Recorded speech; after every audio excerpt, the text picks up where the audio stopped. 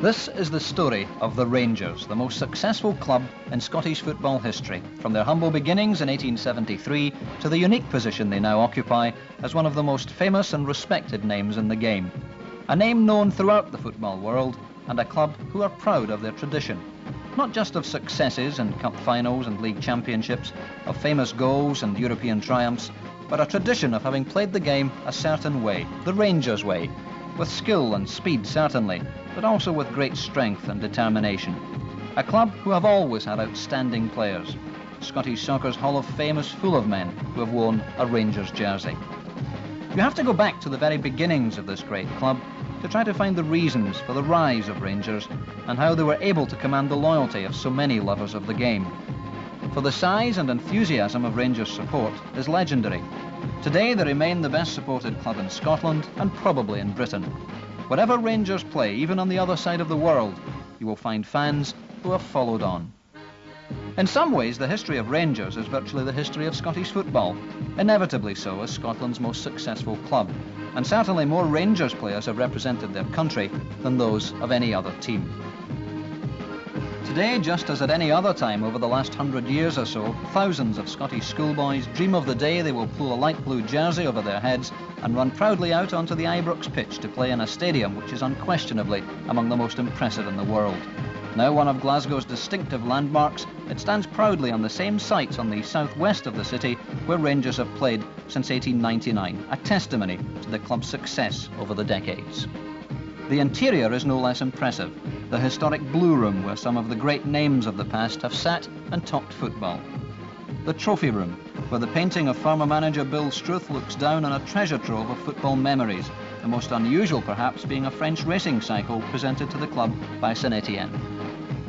In the huge display cases, a glittering array of silver, crystal and china. The Boardroom, all wood-panelled elegance, a very long way from the corner of Glasgow where it all began, literally on the banks of the Clyde. This is Glasgow Green, and it was here in the summer of 1873 that a group of youngsters whose main interest until then had been rowing became fascinated by the new game of football. Among them were the McNeill brothers, and it was Moses McNeill who became the leading light in the new club, who, although they played their first match in July 1873 as Glasgow Argyle, were quickly renamed Glasgow Rangers, ironically after an English rugby team Moses McNeill had read about. In 1874 they played their first Scottish Cup tie against the Oxford at Queen's Park Recreation Ground, and then a year later moved for just one season to their own ground called Burn Bank, just off Great Western Road. From there to their new ground at Kinning Park, which today has been superseded by the M8 motorway. In 1877, Rangers reached the Scottish Cup final, where they took the mighty Vale of Leven to a second replay before losing 3-2. The decade afterwards was a period of consolidation, but in August 1887 they moved to their new home at the first Ibrox Park and celebrated with a challenge match against Preston North End. Soon afterwards, William Wilton became match secretary, then at the turn of the century became the club's manager for the following 20 years. In 1894, Rangers celebrated their first Scottish Cup victory, a 3-1 win over Celtic at Hampden. Then in 1897, an even greater achievement. Rangers won the 3 cups available at that time, the Glasgow Cup, the Scottish Cup and the Charity Cup. In 1899, Rangers became Scottish League champions for only the second time, with the astonishing record, played 18, won 18, the only time it has ever been done. The same season, Rangers moved home once again to the present Ibrox Stadium. This is the original grandstand. And so Rangers moved into the new century. League championship wins were plentiful, but the Scottish Cup always proved elusive.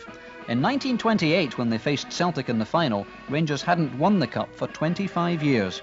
Their inside left that day was one of their all-time greats, Bob McPhail. Why the nerves before the match? Because of the hoodoo that existed with Rangers. Cup finals they couldn't win, and everyone went out geared up. It was a good game, and I believe Celtic were just having the better of it. When Paddy Connolly got the ball and he fired in a terrific shot, it was going into the side net when Hamilton dived across and touched it past for a corner. we seemed to relish the let off, and we came down and we got a penalty. Davy Meiklejohn put the onus on himself, being captain of the team. He took the kick and scored. Another incident I can remember was I scored. Now, I can't just remember if it was the second or third goal. We won by 4-1. And there was a ball just at my distance, 2 yards out, and I hit it. And after I hit it, I scored with it. Jimmy Fleming said to me, he says, "You took that ball off my foot." I said, "Yes, but it's safer where it is."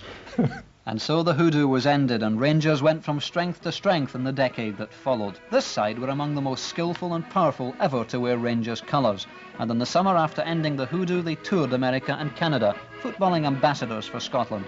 Their record in North America: played 14, won 14, captained by Davy Meiklejohn. Another of the great Rangers of the time was the peerless Alan Morton, the wee blue devil, said to be the greatest outside left in the world at the time. Tommy Muirhead captained the Rangers team in 1930, which won every tournament they entered. He's seen here flanked by MacDonald and MacPhail. By now, of course, Rangers were managed by the immortal Bill Struth, who's seen here holding the cup Rangers won in 1932 by beating Kilmarnock. Also on that side was centre-forward Sam English, who set a record that season which has never been equalled, scoring no fewer than 44 league goals in one season. And Bob MacPhail was still scoring goals too. In this cup final in 1936, it was MacPhail who scored the only goal to give Rangers the cup for the third season in a row. On the far left of the back row is another of the Rangers greats, Jerry Dawson, the prince of goalkeepers. Jerry was a most peculiar fella. When a corner kick or anything was being taken against us, he used to tell us, "Get out of here, leave this to me."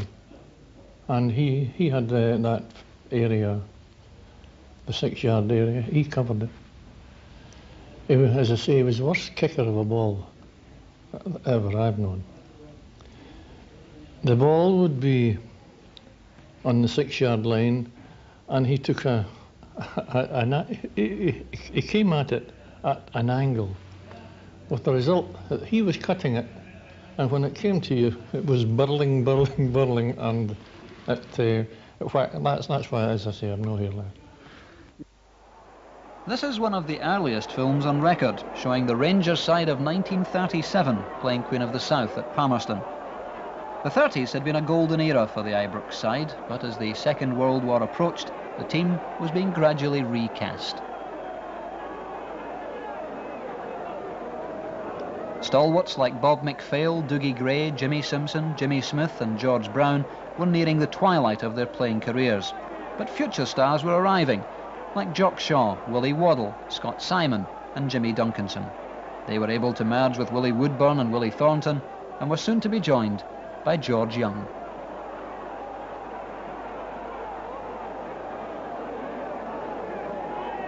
This is a Rangers lineup of 1940, and although football during the war years had to be organised on a different basis, Rangers went on collecting trophies. And then as peace came to Europe and football got back to normal, came a match which no one who saw it will ever forget.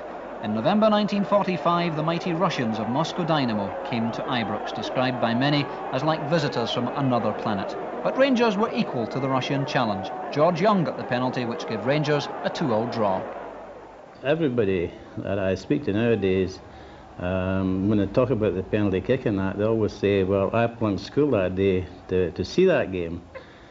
And I always say to them, well, if you plunked school to see the game, I must have plunked school too to play in it. Yeah, they were a marvellous team, Moscow Dynamo, and there was something new, completely new to us in their personality and their character. And they were more systemised than we were. They had learned the game as though they'd went to school to learn the game, whereas we just grew up with it. And they were marvellous players. And we played Motherwell at Fair Park just a few days previous to Moscow Dynamo playing here, and they had come to watch us, just to size up how we played.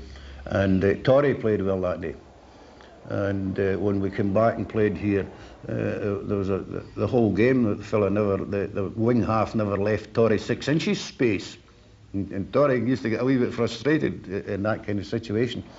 And he went start raving mad against the Russians. I had been injured for about 2 months prior to that with an Achilles tendon, and as I came out on the Saturday to play against Sparta Thistle, I played on the Tuesday against the Moscow Dynamo. It was the Tuesday or the Wednesday we played, and I had the chance that day, or the luck that day, to score the penalty kick. Poor Willie next door, he missed one.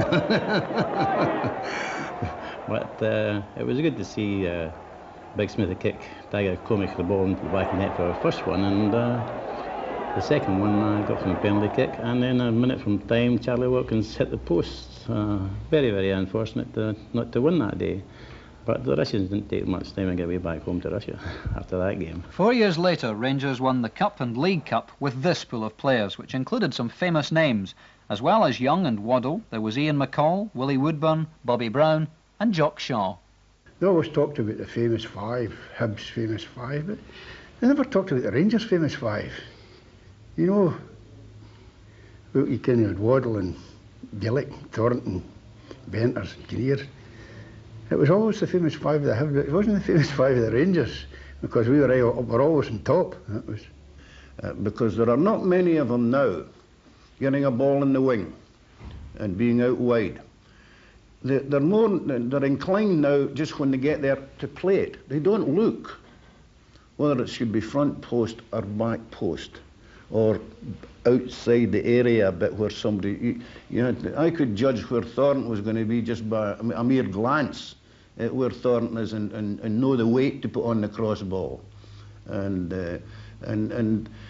he had the instinct of reading the flight. Thornton was great at reading the flight of a ball, the pace of the ball, the height of the ball, whether to go forward or back to it. Thornton had great instinct for that. And we just clicked from the day we came here, near enough the same time. We just clicked. And Willie Thornton and I are still the greatest of pals. But Willie Waddle had this unique quality of he could cross the ball on the run. He didn't have to stop, and he'd do great feet.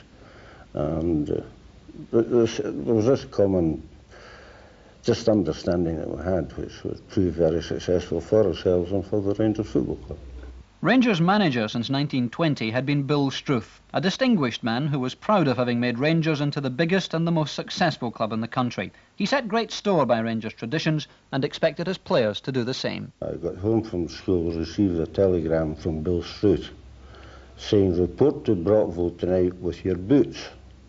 So I went along to Brockville, Falkirk, with my boots. I was getting ready for the game when Bill Struth approached me, looked at me and said, "How much do I pay you a week, boy?" And you addressed everyone in those days as sir, your school teachers, or your school headmaster. So I said, £1 a week, sir. He said, "Well, any boy that can polish his boots like that deserves more than £1 a week.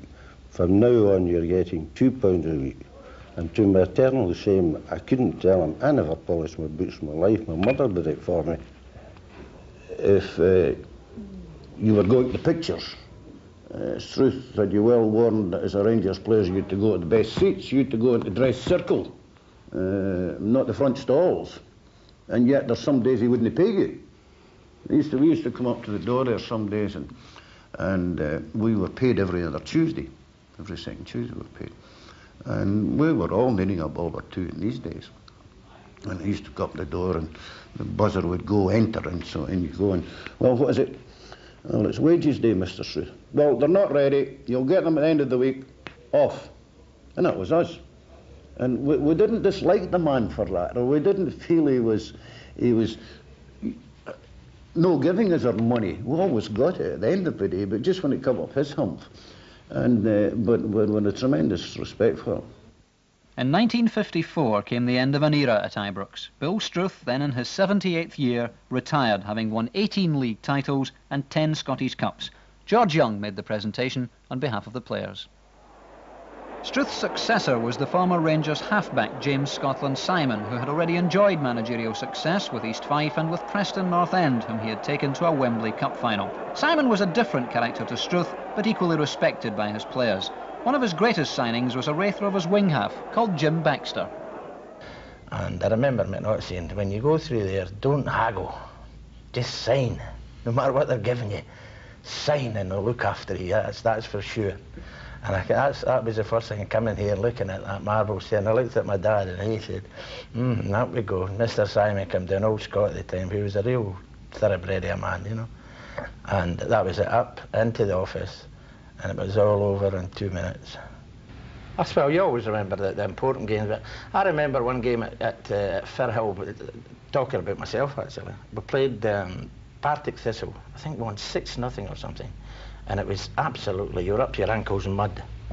And I always liked wearing rubber boots. And I remember old Scott giving me a bollocking for wearing the boots, you know, and I says, I'll be quite happy in them, boys. They were all putting studs in that size. And I had the rubber boots on. Well, it was one of these games, no matter what I did, it come off. I mean, just one of these games, I was stopping the ball, I was keeping up, I was nutmegging them, I was doing everything. It was all coming off for me. And old Simon at the end of the game, old Scott was like that, Jim, you'll never cease to amaze me. Everyone's sluthering about out there with studs about 2 inches and you're playing with rubber boots. You'll never cease to amaze me, Jim. That was old Scott. Scott Simon also took Rangers into the European era. In season 56-57 they made their debut in the European Cup, meeting the French champions Nice. Rangers won at Ibrox but lost in the French Riviera, and then also lost the toss for the playoff, which took place in Paris and was lost 3-1.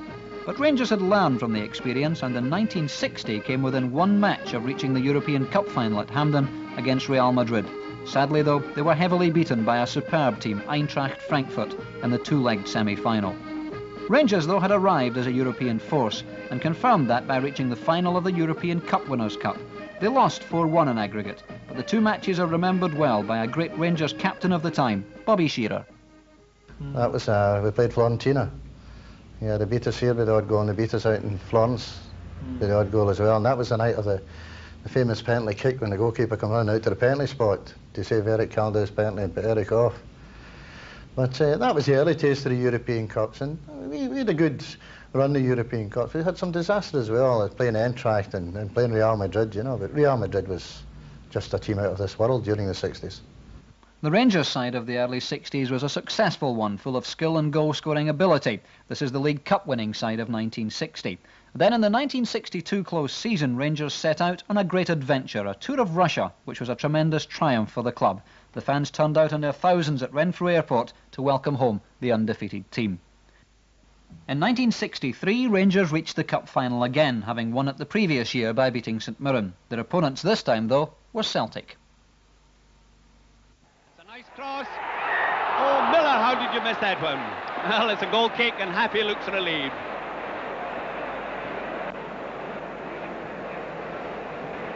Gregg. Game's getting scrambly just now. There's not much combined football in it. McKinnon, Baxter. To Gregg. No, it's McLean. It's Proven. This is the thing, keeping the ball moving, making it work. Brand. Well, he was lucky to get that one back again. Brand, Miller. To Henderson, and all the Celtic defence in the wrong place. And Brand scored. Well, if you can't see that goal, it's because we've got nothing but Rangers supporters standing here. And with 3 minutes to half-time, that neat little bit of football puts Rangers ahead by 1-0. McNamee taking the throw to Divers. Mackay clearing. Murdoch coming through, and here's Hughes. Hughes should score. No, but Murdoch does. And there you see who they're supporting on this side. The match drawn 1 each, but Rangers made no mistake in the Wednesday replay, winning by 3-0 through a goal by Davy Wilson and 2 by Ralph Brand. At this point in the early 60s, Rangers had very much the ascendancy over their great rivals. In fact, they went 6 seasons without losing a league match to Celtic, including this win at Parkhead. McNeil. Oh, McNeil, a bad pass back. Here's Forrest, a gift chance. Wow, no wonder Billy McNeil is standing in dejection because of anybody ever presented a goal to a Rangers man. It was McNeil. Little Jim Forrest spurted on there, the easiest of chances to score his first ever match.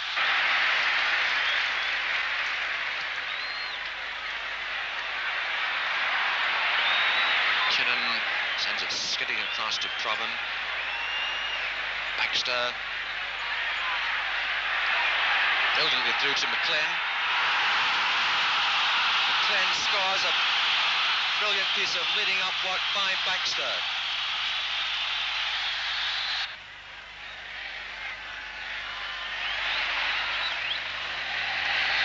Brand swimming away from a very rash tackling McNamee. Henderson. Forrest must score, and he does. Forrest scores his second and Rangers' third. At the end of the day, he had the easiest of tasks, but again he looked very cool, calm and collected as he shot the ball into the goal. And so to the 1964 Cup final, with Rangers looking for their third successive victory. A 2-0 quarter-final win over Celtic paved the way for a final against Dundee, watched by almost 121,000 fans. Miller heads it in. It's a goal! Miller has scored for Rangers. The Dundee defence flat-footed. The ball headed in very simply. And it's one of the most unexpected and dramatic goals we've ever seen.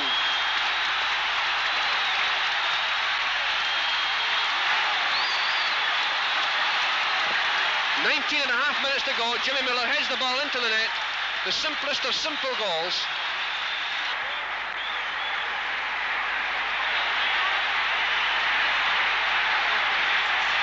Great rolls of it. Used indeed the other end. What a chance here. The umpire tries it. It is a goal! Cameron scores for Dundee. What a game. What a final. What a match. About 90 seconds to go. The free kick to Rangers. Henderson at outside left collects it from Baxter. Henderson inside the box, chips it to the far post. Miller's there. And the ball's in the net. Miller scores in the last minute for Rangers. 2-1 for Rangers in the last minute of the game. Miller again the scorer. Rangers 2, Dundee 1. Dundee have done it once. Can they do it a second time? Cousin shoves it forward. Comes through to Gregg. Henderson. Brand. Henderson again. Through to Brand. Wilson coming through as the extra forward. Left foot shot. A great save by Slater. Brand must score. 3-1. 2 goals in the last 60 seconds. Hampden aflame with excitement.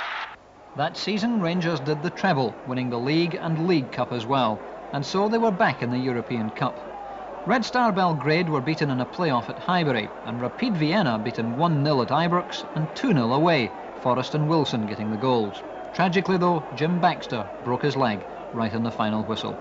Rangers' next opponents were the then World Club champions, the great Inter Milan. After a 3-1 defeat in Milan, this Jim Forrest goal gave Rangers a 1-0 victory at Ibrox. It wasn't enough though to keep Rangers in the tournament. There was consolation for the fans that season as Rangers lifted the League Cup and also won the Ibrox League match with Celtic.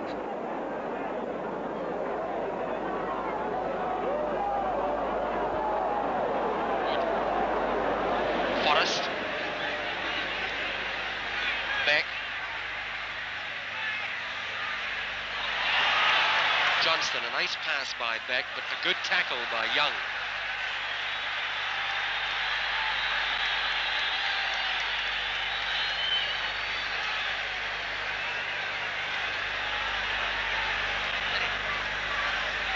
Rangers' fourth corner. And the ball driven in by Forrest.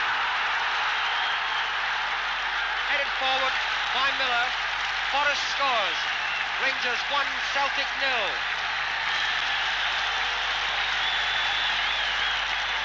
33 minutes played. Johnston, Miller, Forrest. Making allowance for injury stoppages. Johnston. Tackled by Beck.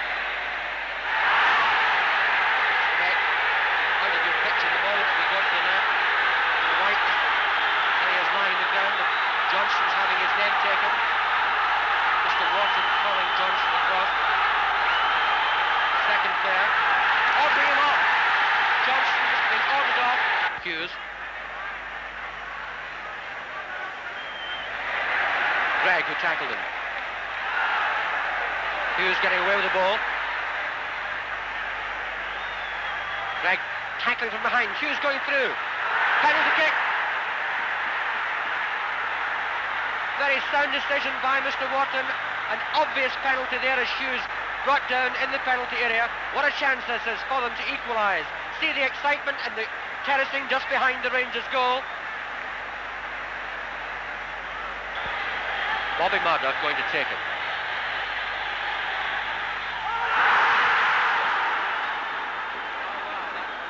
Final score 1-0. By that time, of course, Rangers were without Jim Baxter, in his day one of the greatest players in the world, and sadly that broken leg in Vienna hastened the end of his Ibrox career. In 1965, Sunderland paid £80,000 to take Slim Jim south. Everyone at Ibrox was sad to see him go. And of course, when you come to the left half, what can you say about Baxter? I mean, he shouldn't have been on a field, he should have been on a stage, he was just an entertainer. I think Baxter was the most all-round and most cultured player I'd ever played with during my career.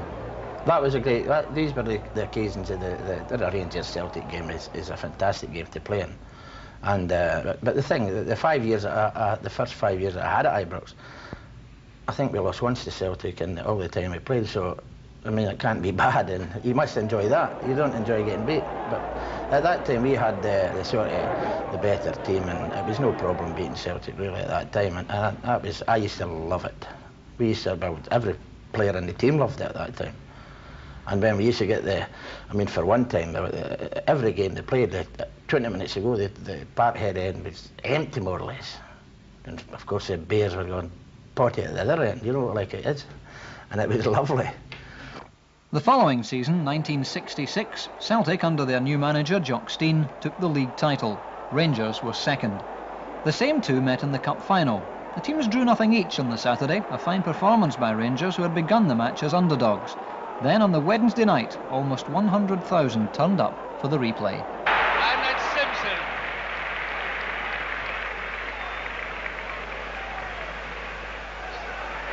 To and fro.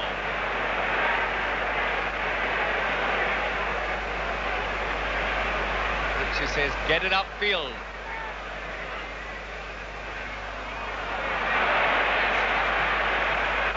Centre forward shouldn't let centre half run away from the right end. Johansson to Miller. Into Wilson.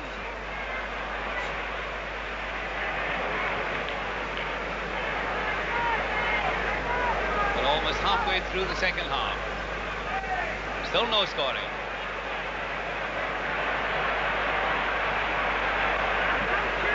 Gregg.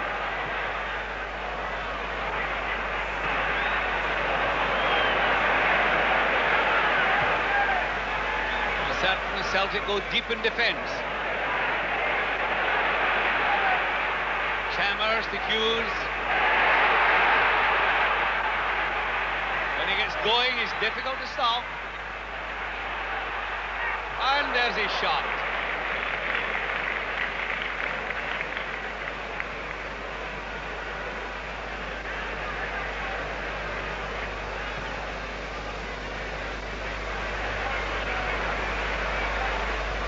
Ball's out. Well, according to Mr. Wharton, it was out. Inside forward, Johnston.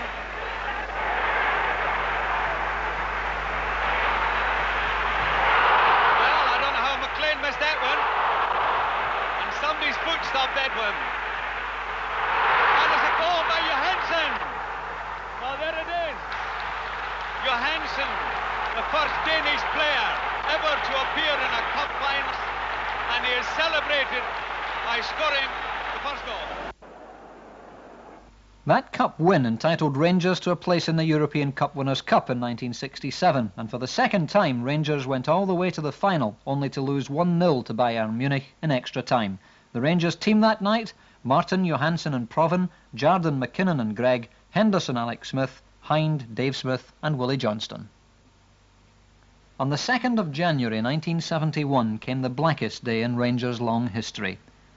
66 people died on the steps leading from the East Terracing at the end of the traditional New Year's game with Celtic.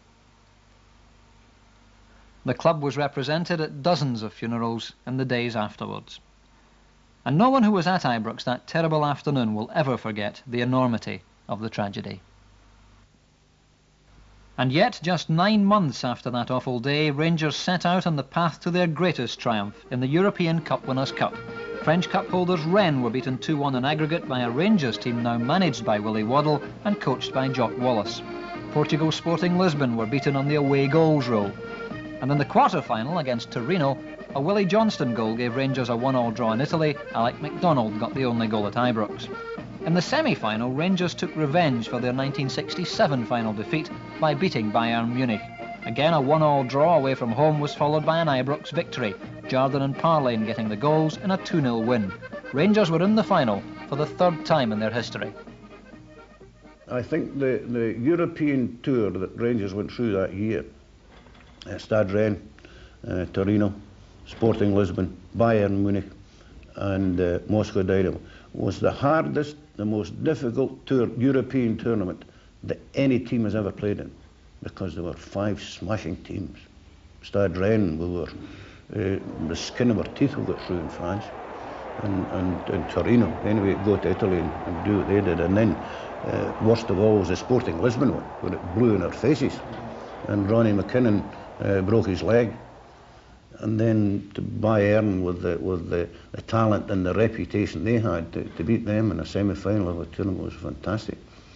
I think probably the 4 previous games were more of a feat. Any one of them was more of a feat than winning in the final.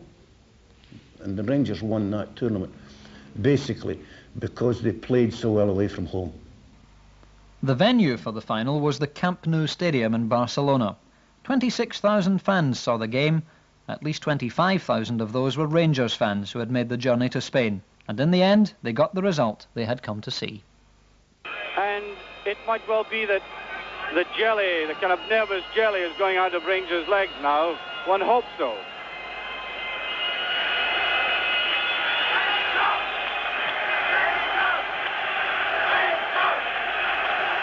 Johnston just missing that. Willie Matheson. Johnston. John Gregg. Gregg.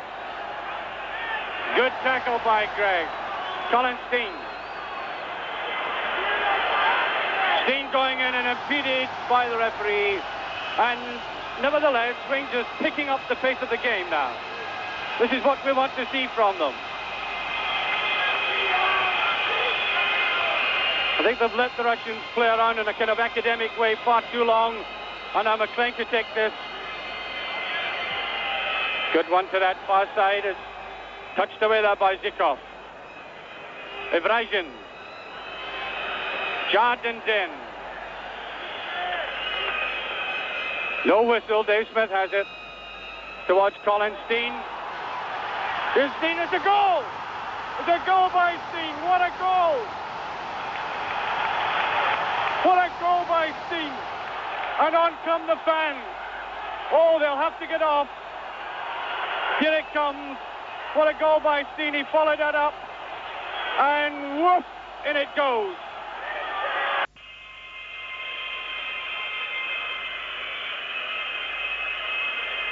McLean with it. The neat ball to Derek Johnston. Steen. Alfie Conn. John Gregg. Here's Dave Smith. Smith going up. It's a good ball, it's a goal. It's a goal by Willie Johnston. It's a goal by Johnston, and this time the Rangers supporters aren't coming on, thankfully. But there it is, watch it, number 2 this time. The Russian defence cut out in the middle. Willie Johnston's up there, a neat flick, and the goalkeeper completely deceived. Rangers 2-0 up. 39 minutes gone. To Con. Rangers will be quite content to keep possession of the ball into the second half, as long as that score remains. Steen, and here's Willie Johnston with a chance, and it's a goal. It's a goal by Johnston, right out of the blue. Rangers 3 up, incredibly 3 up. The start of the second half. Here it comes now. Watch how the Russian defence was absolutely cut out. Down towards Johnston, and he comes in at the back. They look towards the linesman. They picked his spot. Looked as if he might have hit it too late, but no, the goalkeeper slow going down. And there we are, Rangers 3-0 up. Here's Matheson, and it's a bad one. The great chance for the Russians. And that's a goal. Number 13 has scored. Estrakov, the substitute. And a bad mistake by Matheson. And no wonder John Gregg's having a word with them. Watch this now. Rangers playing it too cocky. Jardin and the Russians reduce the leeway. And 13 taking up good position, and it's 3-1. Now number 10, Mahoyakov.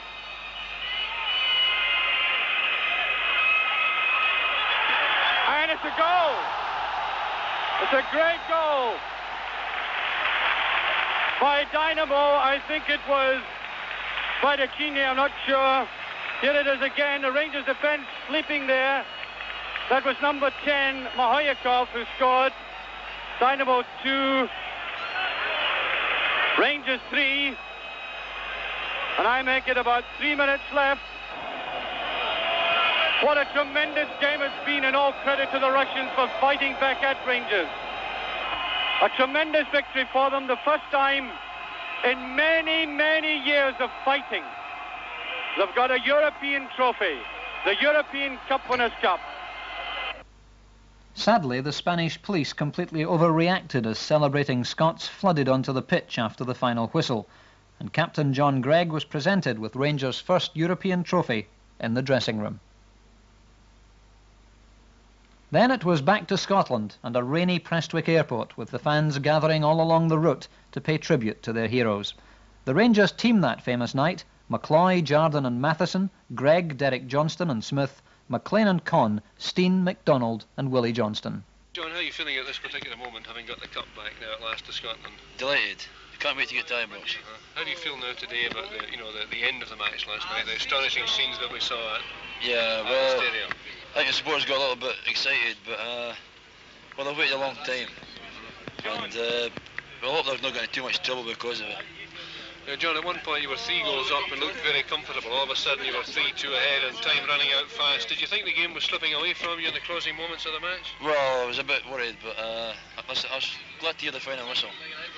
That injury of yours that you've been getting treatment for, were you really 100% fit last night, quite honestly? Well, I wouldn't like to say. I'll leave others to say that. Colin, you haven't scored 2 more important goals for a long, long time. Which of the 2 was the vital one? Do you think the first one or the one you got later on? Oh, I scored one. Oh, sorry, beg your pardon. What game was I at? That's right. Just testing after. That's right. You missed it again after, didn't you? What about Bud's 2 goals? Oh, fantastic. Coming at the right time, just before half-time, just after half-time. I think I really killed them. A lot of the lads, I think, looked as if they were tiring a wee bit towards the end of the match. I think that's fair comment. Yeah, I think we put a lot of effort in the game, and they brought 2 fresh men on, and I think that made a difference for them. Because were you surprised, do you think, at the quality of the 2 substitutes who came on, Colin? I was surprised at the quality of number 13. I thought he was a very good player. Who scored the first goal? Yeah. Derek Johnston, this was a tough game for you, my first European Cup final. How did you feel in that first 15 minutes? I thought you played particularly well, actually. How are you feeling? Oh, great. The inside left I was playing against, he was a slow reader of the ball. I just got in front of him all the time, and that was... By the time the team coach had reached Ibrox, thousands of fans had gathered to salute the team, who proudly paraded the European Cup Winners' Cup around the stadium.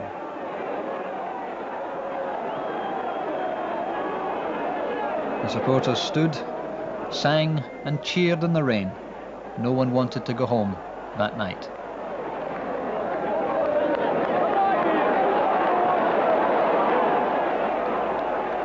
After Barcelona, Willie Waddell took on a new role, that of general manager, with Jock Wallace stepping up to take charge of team affairs. And so Rangers began their 100th year, with Jock Wallace at the helm, and he took the team to the centenary Scottish Cup final, appropriately against Celtic.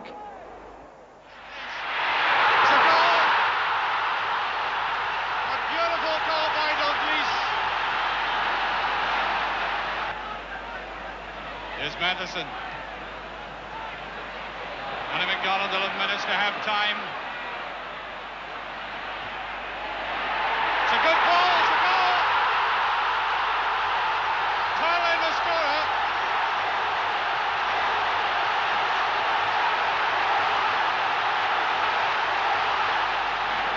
There's Quinton Young for Rangers.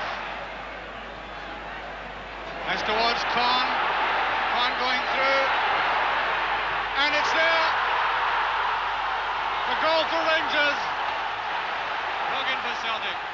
Up to Callaghan.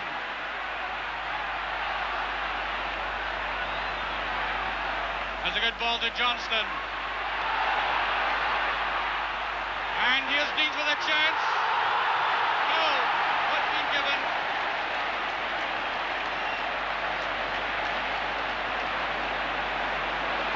Tremendous confusion in the Rangers goal mouth there. And it looks like a penalty kick. It's a penalty. Penalty to Celtic. George Connolly to take it. This is a vital one for Celtic. And he's done it. That's the equaliser.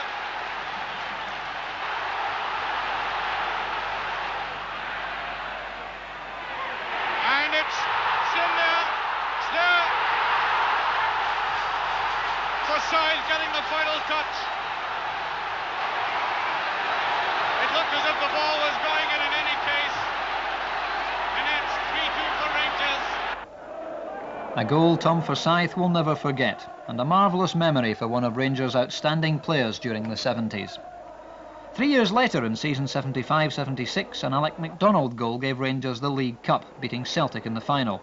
And they then went on to win the Premier Division by a margin of 6 points, again from Celtic. And so to the Scottish Cup final against Hearts, with Rangers getting a great start in their bid for the treble. A cup final against Hearts was scored in the first minute, 40 seconds or so. We've been scoring goals regular, just getting the ball down the wing and across, and it just happened again, and it was as if it was ordained to come here for the treble, you know.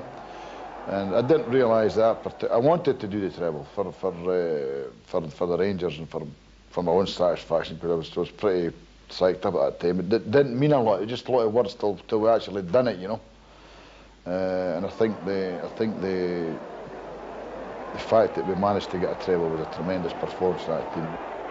The Rangers side in that 1976 Cup final win was McCloy, Miller and Gregg, Forsyth, Jackson, MacDonald, McKean, Hamilton, Henderson, McLean and Johnston.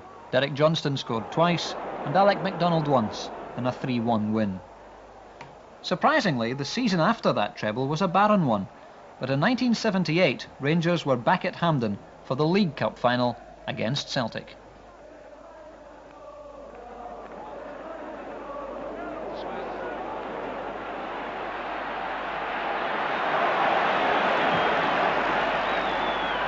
Smith going on the outside, but running into trouble, turns it out in front.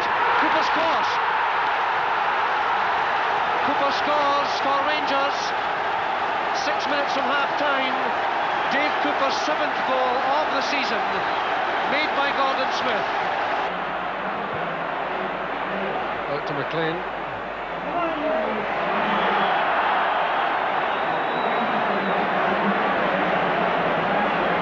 Free kick to Rangers.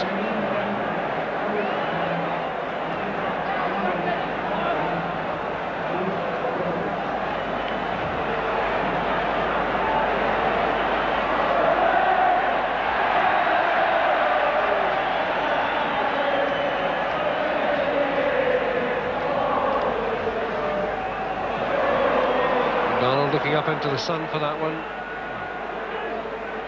This is Aiken. Derry.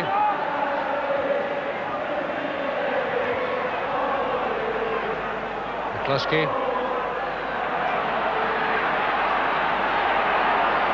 Snedden who's onside, it's a good move. Edvaldsen, goal! Out of nothing, Celtic score. Edvaldsen, his 10th goal of the season. 5 minutes to go, and Celtic from nowhere have fought back and scored a tremendous equaliser.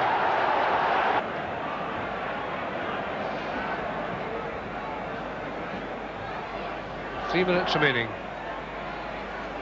Smith to Johnston. Miller coming up as the extra man.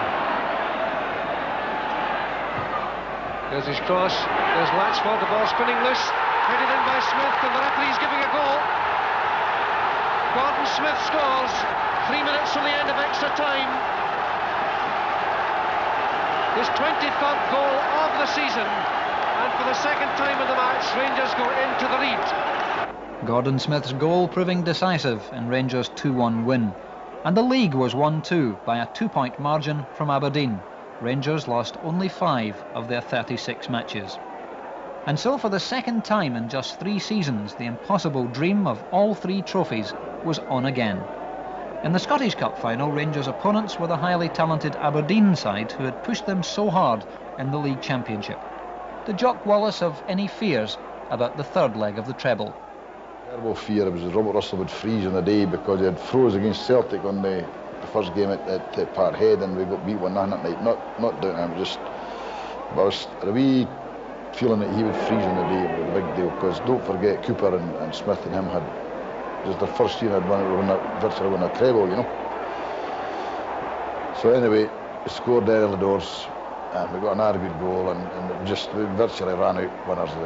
We just cruised through the last bit, and I mean a Dav goal. They were playing a Dav goal getting scored against Rangers, and I was a wee bit upset about that. But it just shows you just how meticulous your planning can be, and you forget your opponents in the last day. Now that could have been pressure to work or bother about tickets, whatever, but it worked out well because when I thought about it, it was still fresh in my mind. It was still fresh on Friday, still fresh on Saturday, and we called the shots, got a great result, and tremendous feeling to do 2 trebles. I mean, if you do 1 treble, it could be a fluke or a bad year or a great year. To do 2 with virtually the same team says a lot for their players. Yes, to win that treble twice in 3 years must rank as one of Rangers' greatest achievements. So it was all the more surprising that Jock Wallace left the club to manage Leicester City. The new manager was perhaps Rangers' greatest player of the 60s and 70s, that inspiring captain, John Greig. After the 1978 Cup final, Greig had thought about giving it 1 more season before retiring. Instead, he found himself in the manager's chair, his playing days behind him full of successes for club and country. And there were goals too, perhaps most memorably his 1965 goal for Scotland against Italy in the World Cup.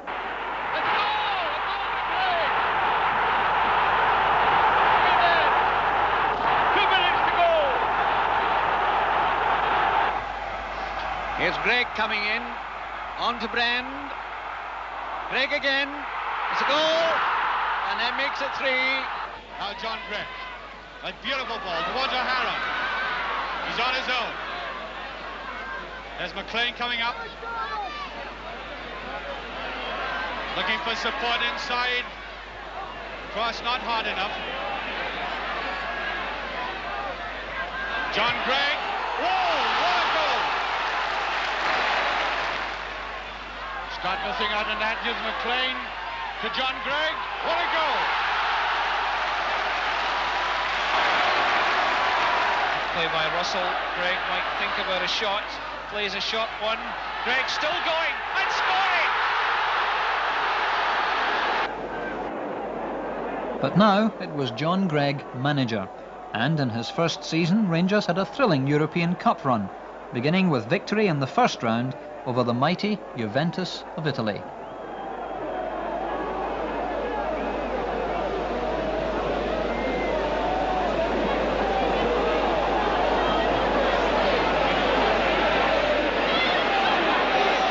Russell.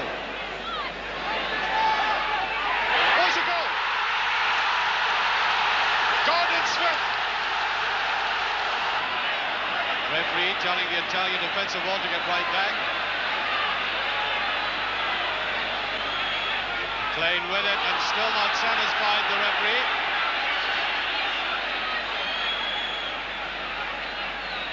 Rangers with a pre-planned move. There's Forsyth with it. There's a great chance for Smith. And there's a goal!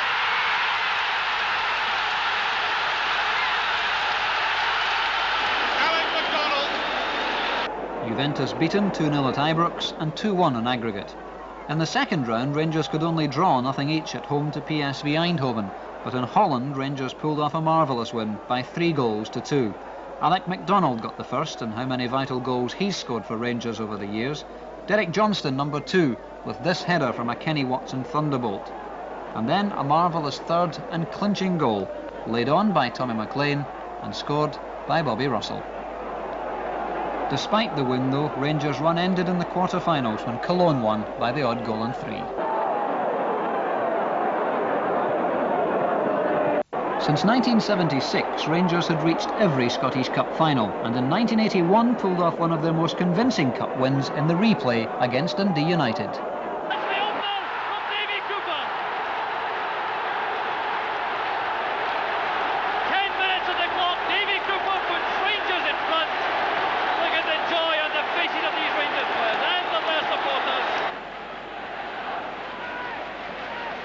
Derek Johnston. Cooper playing it in. Bobby Russell makes it 2. And that really was a wicked free kick from Davy Cooper. 20 minutes gone, 2-0 to Rangers.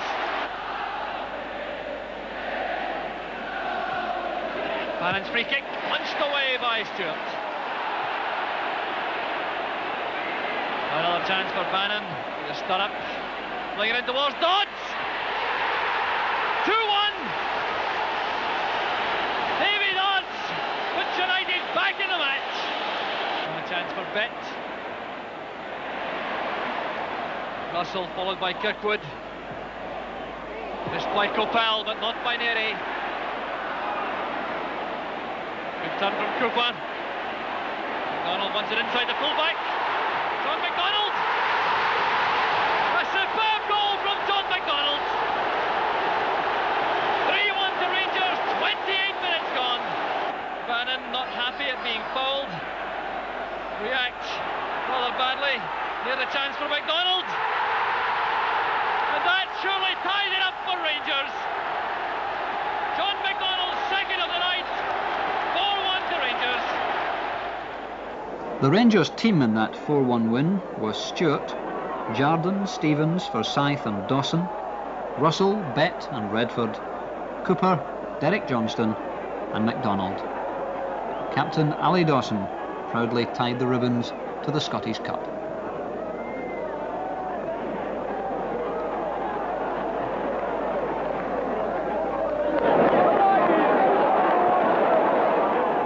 One of Rangers' stars that May night in 1981 was winger Davy Cooper, a player very much in the old Rangers style, a wizard of the dribble like Alan Morton, Willie Waddle, Willie Henderson or Willie Johnston, the kind of player the fans like to see, a ball player with the ability to beat a man and get his cross in, a player highly thought of by the man who brought him to Ibrox, Jock Wallace. I don't particularly treat Davy Cooper by any way I treat anybody else, you know. I treat him fair. If he makes a mistake, he's told in a constructive way, criticised in a constructive way. If you done that, you might not have done this, you know, that kind of bit. And from the day one, Dave and I have clicked. And when I signed him for Rangers, and it was a bit of a troublemaker, I says, I can't be bought with troublemakers in the dressing room. He says, you won't have any cause to regret saying me, because you'll have no problems with me. And I've never had a problem with David Cooper. If he's got something to say to me, he comes and sees me. If I've got something to say to him, I say it to him in front of people, or if it's a private matter, in private, you know. But there's... David Cooper, to me, is a genius. But he still gets the same treatment as the rest of the players, as far as conditioning was concerned, as praise is concerned, and constructive criticism is concerned. I don't see that. Him and I just get on well, and I would think that's the main part of the story as far as we're concerned. You know? Cooper is something special that the public would have liked to have seen a great Cooper in an international team because of his individual talents, because Cooper doesn't fit into any plans. Cooper just plays the game as he knows how to play it. Cooper will not have learned very much since he was 5, 6 or 7 years of age. He just had that instinct. And I was lucky. I played with a lot of fellas with that same kind of inborn instincts, like Gillick and Thornton and these fellas. In season 1981-82, Rangers again met Jim McLean's Dundee United in a cup final, this time the League Cup, and Cooper was to have a hand in both Rangers' goals, but not until United had gone one up.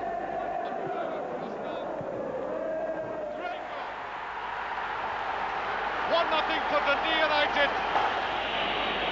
Cooper shaping to take this. Right, try and chip it in, and he does, he scored! Cooper equalises for Rangers.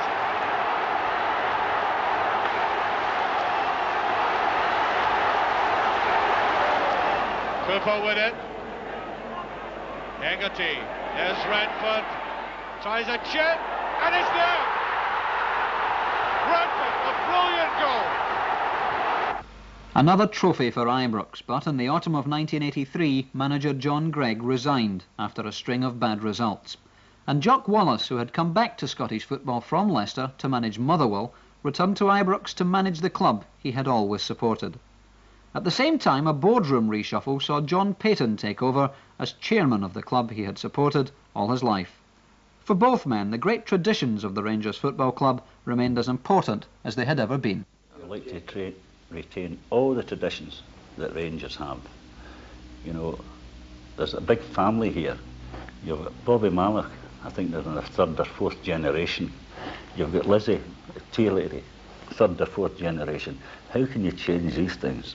Nobody would dream of changing them. Having a rapport with Jock Wallace is the biggest single thing. I think every club, successful club, it's been a manager and chairman combination, and I hope to have that. We have got it. Jock and I, you know, we got on like a house on fire. He's no big joke, by the way. He's wee joke to me. I'm bigger than he is. I think they're more important now, the traditions of the club, in the sense that people are wanting to identify with discipline and a respectful kind of thing, you know. I would say the players at Rangers just at this moment in time are of good character, and there's good lads, ambitious lads. Most of them youngsters, and men like Peter McCloy that survived a long time at Rangers, and Ala Dawson, they are men of good character. I still sincerely believe that it's the Rangers tradition and the Rangers reputation that still makes this club one of the greatest in the world. And that still applies, because even now, as I look back and see young fellas coming in the door here, and you just have to look at their faces and the pride that's there, not just coming in to play football, just because it's in that front door down there. Among the thousands of Scots who are Rangers fans are many showbiz stars. Andy Cameron, for example, seldom misses a game and still remembers the first time he saw the Jar. A Glasgow Cup final, I'm sure it was, and it was at Hampden, of course, and needless to say we won. We beat Partick Thistle 2-0, and I remember Duncan Stanners was the centre half, and I was so disappointed because I hadn't seen Willie Woodburn. It might have been my first game, it might have been 3rd or 4th, but one of my relatives tells me that I was at the Moscow Dynamo game, but I don't have any memories of that at all, you know, and I think if I'd been there I would have had some memories, you know. And Andy's favourite players at that time? Well, Woodburn, obviously. Big Ben was obviously my favourite, you know, but I loved Diddle Doddle, who didn't he, you know, and Wally Thornton, and Geordie Young. The team was just loaded with great names, you know. It was superb. David Cooper's my favourite at the present, on form, you know, but anybody that pulls a jersey or he's my favourite player. If you ask me my favourite player of all time, I've not got a bonnet on, but I'd need to take it off to mention Jimmy Miller. Jimmy Miller, to me, epitomises all that a Rangers player should be. He had a lot of skill, but he had more than that. He had true grit, the old cliche. He had that. I remember Jimmy Miller if somebody stuck it on him, you know, there was none of this whining at the referee or anything like that. Jimmy just sort of took his number and he got him back in his own fashion. In fact, here at this stadium, we have about 60,000 people present. We played Kilmarnock and Dido was the manager of Kilmarnock at the time. We finished up with 1-6-1, but Jackie McGrory, the centre half, stuck it on Jimmy Miller early doors. And about 3 minutes to go, everybody's saying, what's up with Jimmy? He's not got him back. And all of a sudden there's a free kick and he does that to Baxter, you know, just give me it up here. And he goes up and his elbow found its way to Jackie McGrory's nose. And that was the end of Jackie McGrory for that particular day. And what of Jock Wallace? I think Big Jock's magic. He's a punter. He's a fan, you know. And having said that, I've been a friend of Jock's when he was the manager here the first time. And then my pal John got the job, and I mean, there's nothing to say about that. It's all been said before. But Big Jock's the type of guy that everybody says, if you don't play well, you're up and down the sand dunes. But I think there's more to the man than that. I think he's proved that with Leicester City and with Rangers before as well. I think he'll certainly get them out of the doldrums, and I think we'll start winning things again, you know. One of Andy's comic predecessors was another great Rangers fan, Lex McLean. Oh, I saw Lex as a comic. He was my favourite comedian, you know, and not because he was a Rangers fan, because I thought the guy was top of the tree at his job. He was a great Rangers punter. I saw Lex on many occasions. I was reading there in the papers there where the football gates are going down. I was talking to a Rangers supporter recently there. I said, haven't you seen the games lately? He said, no, I haven't been since I got married. The wife will not let me go.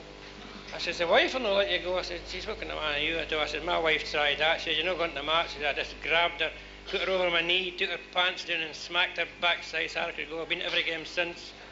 She said, I'd like to see you on Saturday. So Saturday comes, they're still not there. So I seen her for a week. I said, I didn't see you at the game. She said, no, the wife wouldn't let me go. I said, no, do what I told you. She says, as a matter of fact, I did. I put her over my knee, took her pants down. Then I says to myself, oh, Rangers are not so hot this season.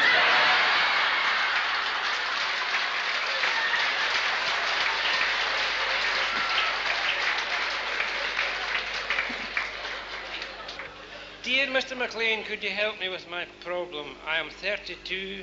I have 2 brothers. One works for Willie Waddle and is an ardent Rangers supporter. The other is in Berlin for arson and rape. My father, who is a fine man, is at present living on the earnings of my sister, who is a good pitch in Bath Street. My mother is having a baby to the man next door, and in view of this, my father refuses to marry her. I have met a charming, delightful girl, simple, sweet, mother of 4 children, 2 of which are coloured. My problem is, should I tell her about my brother, who is a Rangers supporter? The late Lex McLean on his last appearance at the Rangers Club. But it's not just showbiz stars who follow Rangers. There's another unforgettable character. The best Rangers supporter I've ever known is Andy Bennett. When I was brought to Ibrox at first, my Uncle Joe brought me and he said, I'm going to make you as good a Rangers supporter as Andy Bain. You know, and I'd heard Andy Bain for years and years and never met the guy. And then I met him, you know, and we're pals now, you know. In fact, I'm his cigar supplier, if the truth be told. But Andy's got a leg shot off in the war, you know, and that leg has appeared in the foyer of many hotels and European trips, stuffed with flowers. It's been hanging over balconies in many hotels in Europe, and Andy is just a character, you know. He's a right good Rangers fan. He sits, I can actually see his seat from here, and I can just picture him if a referee gives a decision against the Rangers, nearly over that stand, you know. And a real true blue Rangers fan. And what about the Rangers fan who is better looking than even Andy Cameron, a former Miss World no less? I've never met Mary Stavin, you know, but well, I'm glad to hear she's a Rangers fan, you know. she's not bad. she'll look better looking than some of the players, isn't she? She's better looking than big Colin McAdam anyway. Mind you, I'm better looking than him when you think it. As Rangers look towards football in the 21st century, the importance of the club's off-the-field activities grows each year. The Rangers shop, for example, sells everything from scarves to posters, badges, books and souvenirs of every kind. The marvellous Ibrox facilities are now available to the business world, and many famous companies take advantage of the sponsorship opportunities or rent office accommodation in the new stands. The club newspaper, the Rangers News, has a weekly circulation of 13,000. And in June 1983, Ibrox echoed to cheers of a different kind when thousands of rock fans thronged the specially protected pitch to see Rod Stewart in concert. All in all, the club's commercial activities in 1983, excluding the famous Rangers pools, raised over £250,000. And so to March the 25th, 1984, a sunny Sunday afternoon at the Skoll-sponsored Scottish League Cup final, in which Rangers met their old rivals, Celtic.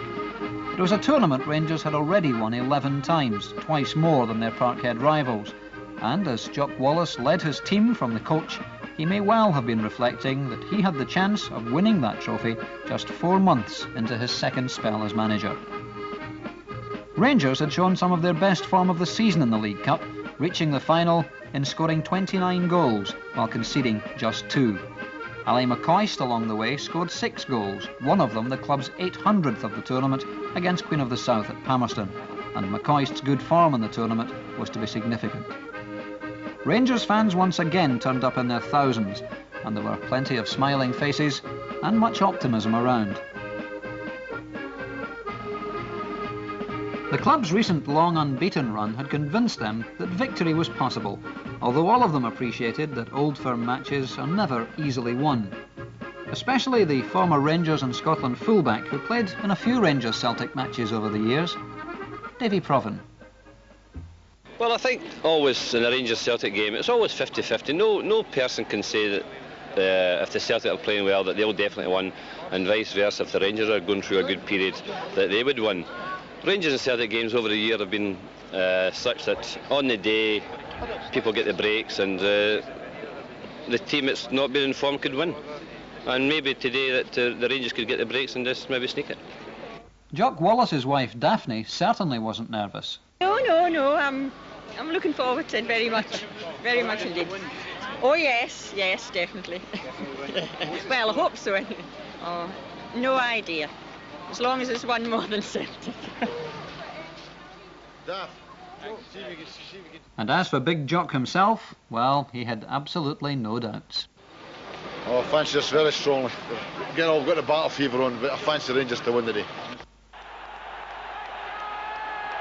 Meanwhile, inside the ground, the early arrivals were enjoying the pre-match entertainment and savouring that unique Old Firm final atmosphere.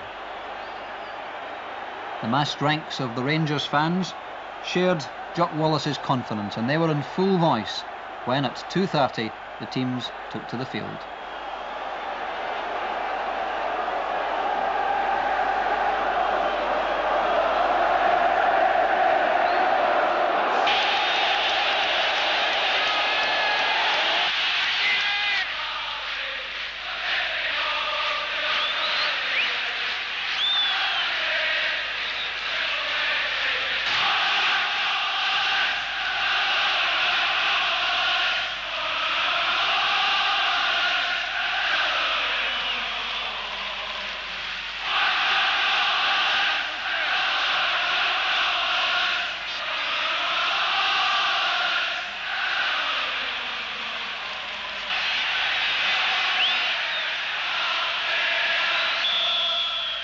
Celtic got the 1984 League Cup final underway, the 9th time these two sides had met in a League Cup final, and the score in the previous 8, 4 wins apiece. As always in the early stages of a cup final, there were a lot of nervous players on the pitch and both teams took time to settle. But Rangers were very quickly onto the attack and David McPherson struck the side netting.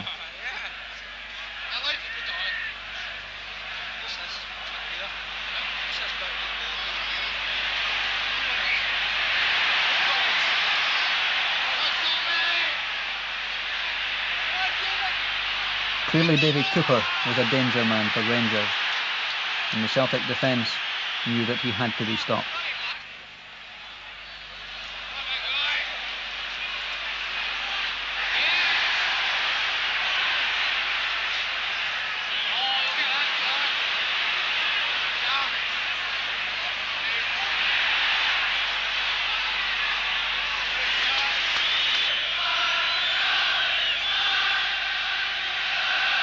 Halfway through the first half and still no scoring, but Rangers having the better of things at this stage of the match. John McDonald's cross giving Sandy Clark a chance in the left of the area, but eventually the ball running harmlessly past the post. Cooper again with the free kick, and this time it's captain John McClelland who comes very close with a header.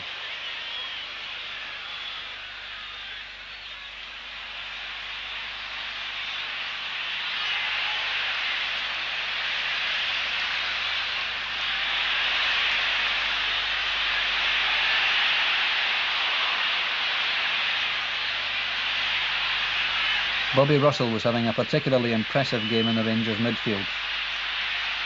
And with just 60 seconds to go to the interval, it was Russell who was pulled down inside the area by Murdo MacLeod to give Rangers a dramatic penalty kick.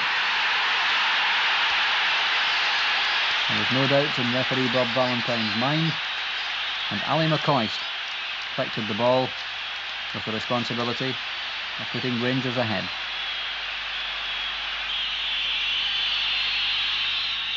McCoist scores and Rangers are 1 up.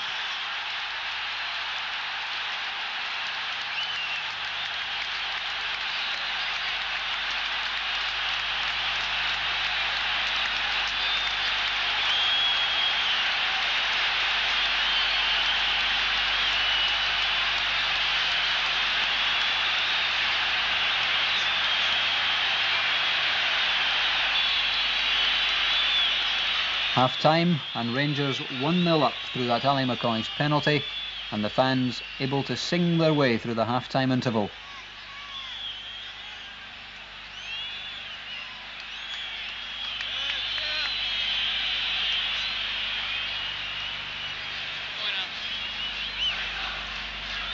Long Peter McCloy kick-out. McCloy, the only member of the Rangers team to have played in the 1970 final, when Rangers beat Celtic 1-0.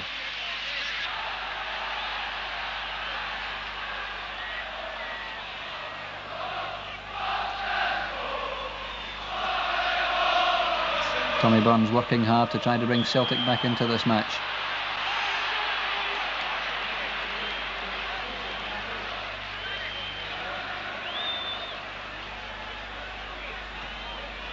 Again, the big McCloy kick-out. Confusion in the Celtic defence. Sandy Clark gets ahead to it, and McCoist it is again who comes through to put the ball on the net, and Rangers 2 ahead.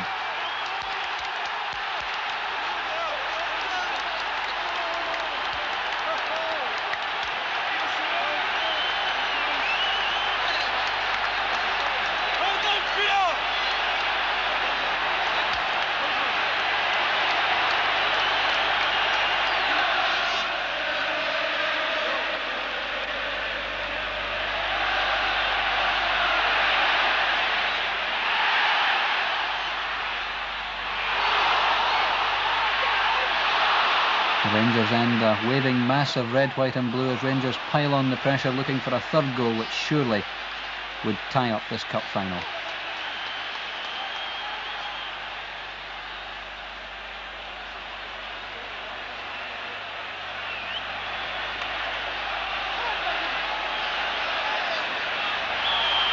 Carson tangling with McStay.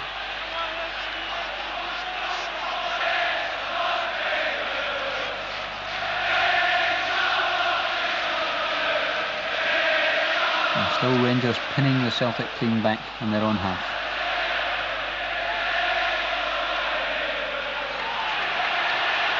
Breakout though by Tommy Burns, crossing the halfway line. As he moves into the area, he's pulled down by McClelland. A free kick to Celtic in a very dangerous position.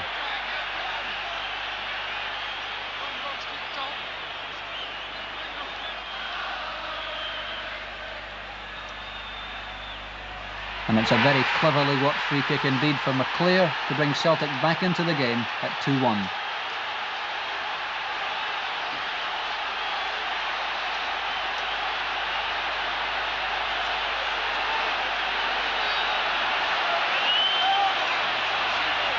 McClear are well aware that that's not enough.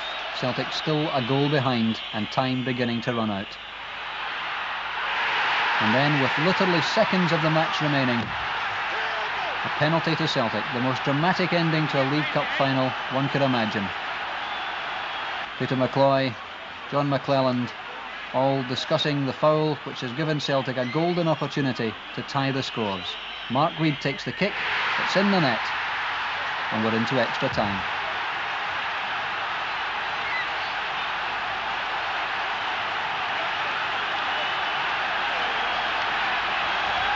A cruel blow for Rangers, who had dominated much of this final and had looked winners since McCoist's early penalty goal. Jock Wallace and his team trying to revive the Rangers players before the extra 30 minutes.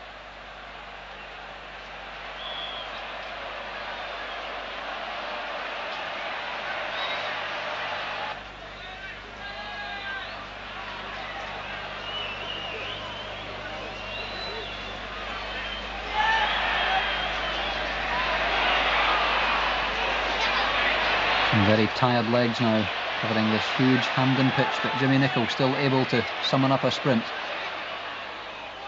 The ball chipped in, and Aiken fouls McCoist on the edge of the area. Another penalty, the third of the match, the second to Rangers, and once again a tremendous opportunity for Rangers to go back into the lead. Ali McCoist, who's already scored two, the responsibility for the kick. Bonner makes a good save, but McCoist follows up to put the ball in the net. He's got the hat-trick, and Rangers are back in front, 3-2.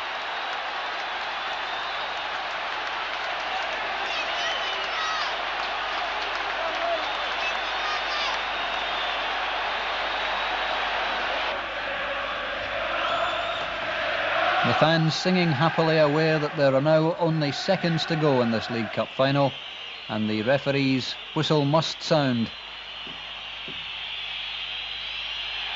As indeed it does, and Rangers, by 3-2, have won the 1984 League Cup.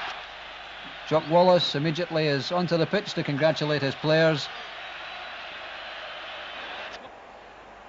And the glittering trophy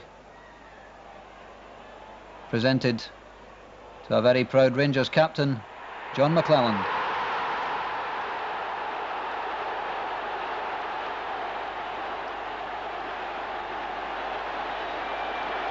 The team wasting no time in taking the trophy over to show to the fans. The 12th time it has rested in the Ibrox trophy room. And then it's back onto the team coach for the happy and tuneful, most of the time, drive back to Ibrox, passing the fans along the way.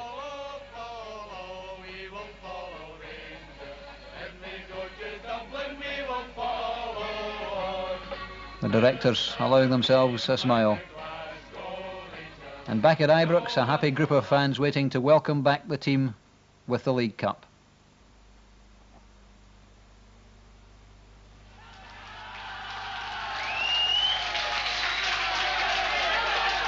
And as the celebration party got underway, Jock Wallace enthused about the Rangers support. Unbelievable. There were big gaps in Celtic end. There were not one gap in our end. So, here and all your celebrations, what it means to us to win. And who was he most pleased for now that the cup was won? For the troops, for the directors' club, for everyone who works for it, and the fans, especially the fans, absolutely brilliant. So Rangers have their first trophy in the new Wallace era. Where do they go from here? What are the chairman's ambitions for the future? They've got to be at the top. They have got to be number one. I would say that as far as the Rangers support are concerned, we've got to not only number one in Scotland, we've got to be number one in Europe. We must compete in Europe every year. We've got a stadium out there. What I mean is, European stadiums don't compare. You've got some that come up to it, but not in the same facilities. The facilities at Ibrox, I think, are second to none. The transport to Ibrox is second to none. You've got the motorway 150 yards from the door. You've got the tube 100 yards through the door. You've got buses going along the street. I mean, it's ideal, you know, for support to get to Ibrox Park. And to me, we've got everything. Getting the team in the park is what it is. Mr. Wallace will do that. And a final word from the manager? I'm building a team now. I went out to this last couple of months and bought 3 or 4 20-year-old laddies. I think they've got to be schooled in the way of Rangers thinking. There's the Monroe, there's Walker, there's Williamson, there's McPherson, there's this laddie, the right back Fraser, and the Irish boy who signed. They're a team for the future. They have to be schooled to play for Rangers, to school to play as a team. I think they've all got ability and pace, and if they've got the temperament to play for Rangers. We have to find it out yet, but that's my job, to make a team exciting and make them play for each other. And I would like to think that in the long term we're going to get there, and I'm talking the long term, 3 years.